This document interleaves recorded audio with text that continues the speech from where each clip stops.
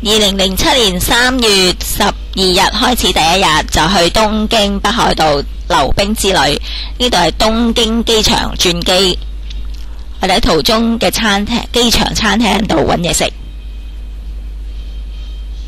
我哋要轉機去札幌啊。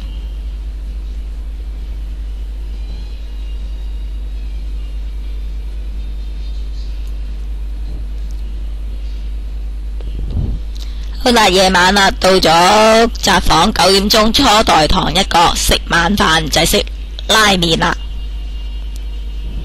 跟住第二朝早啦，喺酒店嗰度食早餐，呢啲係納豆嚟嘅，立黐黐嘅。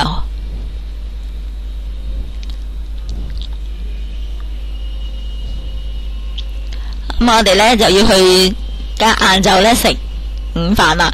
咁日本呢就冇中文菜單嘅，全部都係日文嚟嘅，我哋又唔識睇。不過呢好彩有好多公仔嘅，做晒啲造型出嚟嘅，啲飯啊有魚啊咁樣，我哋就影相，跟住點菜。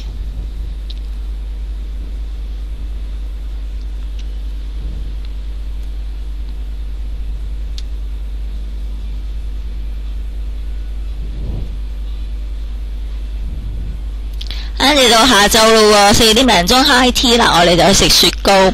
入到室內呢就好熱嘅，所以呢咩衫都除晒㗎，淨係着件短袖衫都得㗎啦。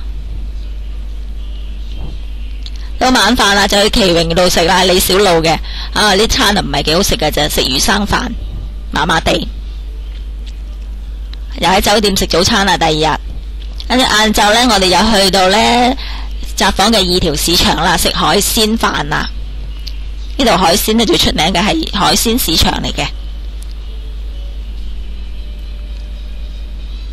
第三日呢就去鹹館咯喎，又係嗰個海鮮市場嚟嘅。咁我哋坐火車去嘅，又係食早飯啦。夜晚呢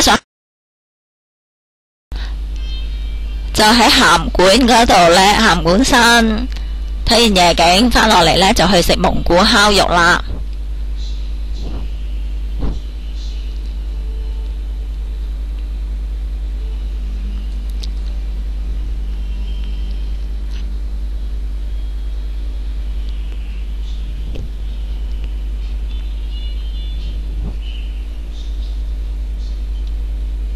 跟住到第二日呢，我哋又去呢喺街頭呢食一啲嘅帶子啊，日本大圓貝啊，好大隻噶，燒大圓貝。好啦，到下晝呢，我哋去完五稜郭公園呢，我哋就喺鹹館嘅街頭嗰度又見到間餐廳，食鹹館鹽拉麵，鹹鹹地好好食噶。咁入邊啲雪糕呢都好正噶，200零yen到啦。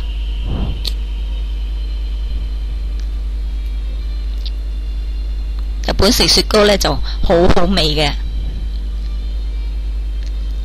跟住好啦，我哋翻落去札幌咯喎。咁又係啦，要睇公仔點菜啦吓，我哋都唔識嘅咩嘢啦。呢度就係Sapporo Factory嘅餐廳嚟嘅。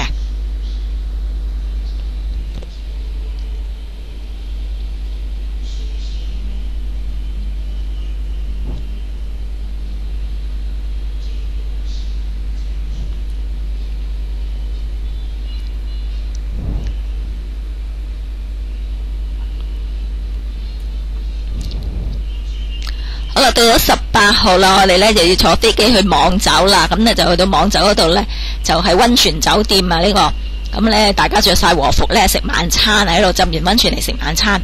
喺晚餐呢，就一人一份嘅，有長腳蟹嘅。咁其他呢，就少少好精美咁樣嘅。好啦，翻落嚟呢個札幌嗰度呢，我哋就去咗場外市場。呢度呢，原來我哋發現到海鮮係最平最抵食又靚，食咗1萬幾yen啫。好味。好啦，我哋落到去小樽咯喎。小樽呢，跟住呢，呢個係一個滑雪場地嚟嘅，就係 Kilolo 啊。咁呢度食西餐，又係食雪糕好食。我哋着晒啲滑雪褲啦，呢度就。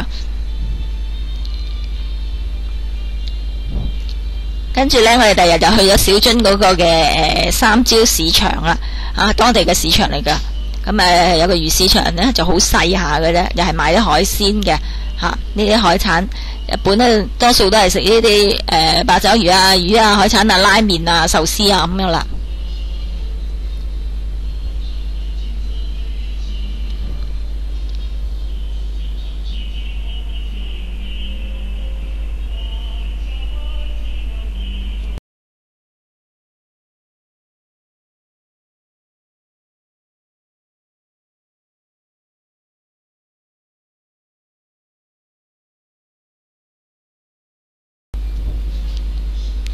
去到呢度呢，就係小樽嘅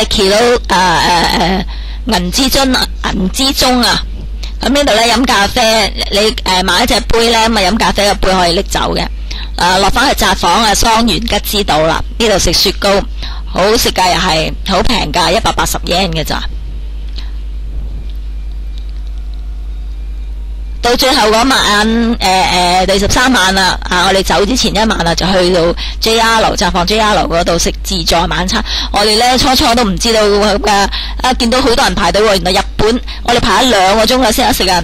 日本呢，你認住啦，你唔識睇好唔好食都唔緊要㗎，最多人排隊嗰間你就去嗰間就實好食㗎啦。